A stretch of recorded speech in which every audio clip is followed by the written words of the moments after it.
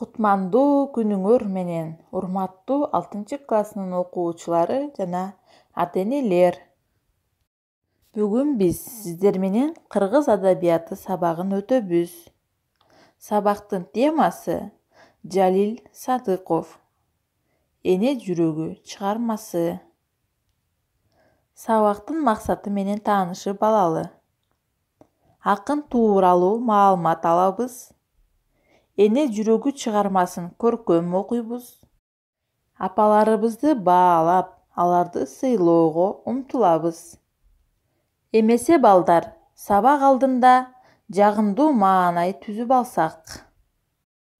Бир гана апам мени сүйүп турат, керек болсо жанын дагы курман кылат.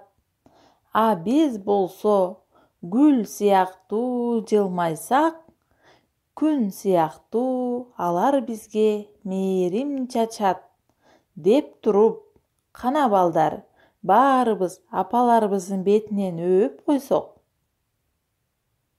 Азаматсыздар, эми жагымдуу маанай да алтын эрежени сактап, тема тууралуу маалымат алабыз.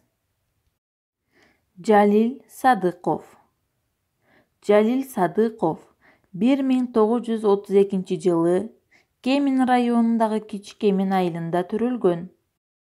Ал республикага белгилүү акын, балдар үчүн азамат, эртөштүк, жаңыл мырза, Толубай сынчы өңдүү ыр менен жазылган пьесалардын жана Айкөл Манас, Манастын уулу Семетей, Сейтек драмаларынын автору.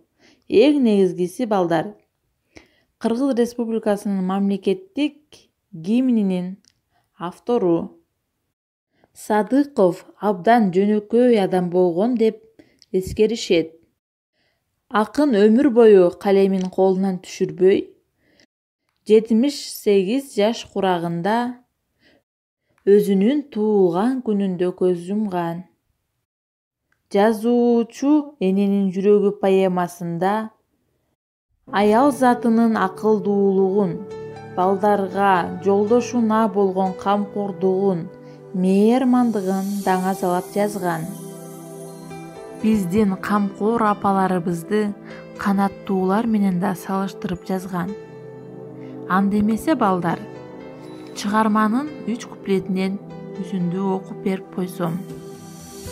Балдары жем талашып тыбырчылап, жем издеп чымчык кеткен алысыраак, аңгыча темир канат бир балапан уядан учуп түштү жерге кулап.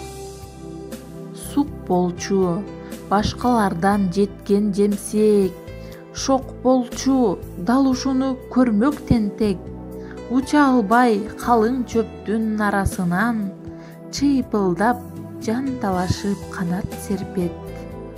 Ба чиркин энеме эри кандай күчтүү, эне экен баласы үчүн отко түшчү. Негедир тигил экөөнүн карап туруп, өткөндөн бир уламыш эске түштү. Урматтуу окуучулар, чыгарманы 144-беттен өзүңөр кызыгып толук окуп аласыңар деп ойлоймун. Балдар, чыгармада азыркы мезгилде колдонулбаган сөздөр да кездешет экен. Айрым сөздөрүнүн маанисин түшүндүрө кетейин. Мисалы, сук. Бул сөз ач көз деген маанини билдирет. Шок. Бул тентек. Эне мээри деген сөз бул эненин мээрими. Акылдуу окуучуларым, анда эмесе үйгө тапшырма жазып алабыз. Биринчи тапшырма чыгарманы көркөм окууга көнүгөбүз. Экинчи тапшырма болсо 145-беттеги сөздөрдү пайдаланып, чыгарманы кара сөз түрүндө жазабыз. Силердин урматыңар менен кыргыз тили жана адабияты мугалими Аманжан кызы Мээрим. Кийинки сабактарда көрүшкөнчө саламатта калыңыздар.